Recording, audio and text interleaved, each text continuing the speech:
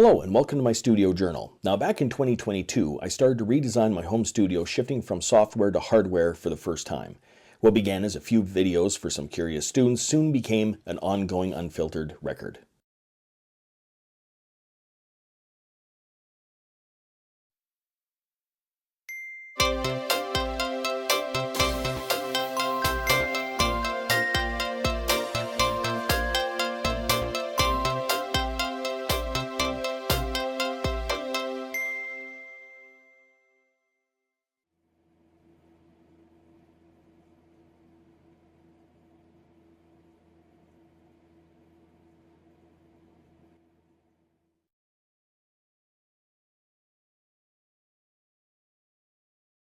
Now it's taken 25 days for me to put this thing as together as what I have it right now. The Machine Plus, I want it to be its own thing, decoupled from the computer, but yet hooked up to the computer.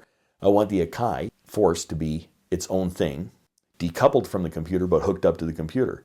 And I want those two things joined together and being able to work together, but yet being able to work separately.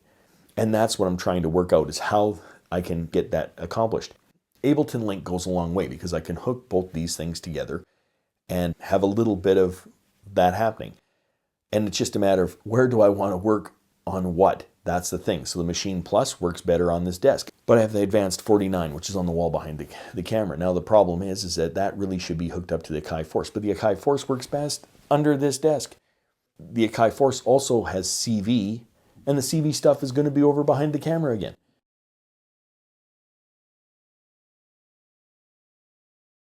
How can I get the full advantage of the machine, the Akai Force down here, and use everything together? How do I want to use the Akai Force, the Machine Plus, as their own ecosystems, and just join those two ecosystems into Ableton Live to use with the rest of the synths? Basically treating those two things as individual synths, but yet have them be independent. Well, Ableton Link is a great way to do that, and that's through networking cables. I haven't had much luck through Wi-Fi, but when it comes down to putting it through an Ethernet port, like boom, that thing is like really dead on. It's trying to get those two things to work together.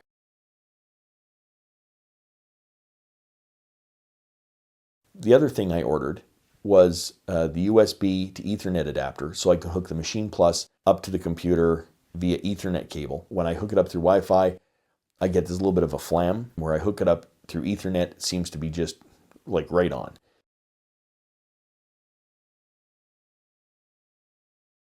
The DeepMind 12, why it didn't pick up a radio station last night, I have no idea, but it picked up a radio station today. That's odd, but that's what happened. I'm going to move the DeepMind 12 over to the other side again, where it works out better space-wise. I'm waffling on whether or not to take the Akai Force and put it on the back wall.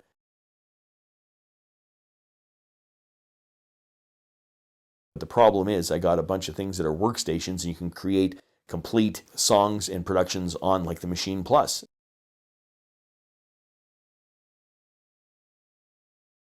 Because I had all this gear around that I hadn't really used to its fullest ability, like I would take something out and use it for a track, and then I would put it back on its shelf. But I didn't have it set up this way. Then I got the external rack gear as well, which was a little bit different. Now it's back to work. We'll kind of see where we end up tonight.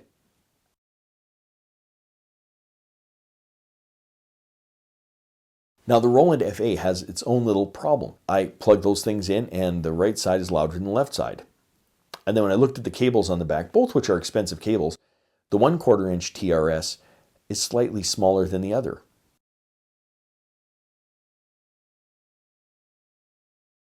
Earlier I'd ordered some pretty inexpensive cables, a 2-pack of 20-foot TRS cables. If they work, I might just get those for the Roland as well.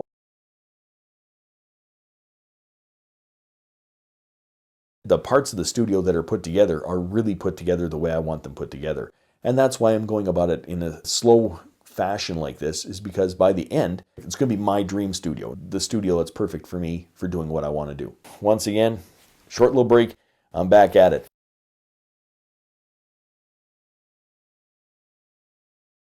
I finally got a chance to head on down to all the equipment down here in the rack. All I did is I didn't balance any volumes. I didn't do anything like that. I just ran it through the equipment. Just running it straight through into the universal audio interface and the other one was running it through the Pro channels. I did like the way it sounded, so I'm happy with it. So now it's just a matter of hammering out these little details as I go. So tomorrow I get a USB hub and maybe get most of this area over here sorted out. And then the following day I should be able to get the DeepMind 12 cables going and reroute that back in there and set up the Ethernet port. When my students and I had these discussions, it's the little things that happen. Who would think that the radio station would be there and then would go away? The issue that I was having with the Roland F8, when you get a 1/4-inch jack, who would think that there's different sizes of a 1/4-inch jack? Well, I mean, this manufacturer that made this thing, you plug it into the Roland F8 and they swim around in the socket because they're too small. Not too many people do videos on weird stuff that happens when you set these things up. With that, I'm going to get back to work adjusting some things.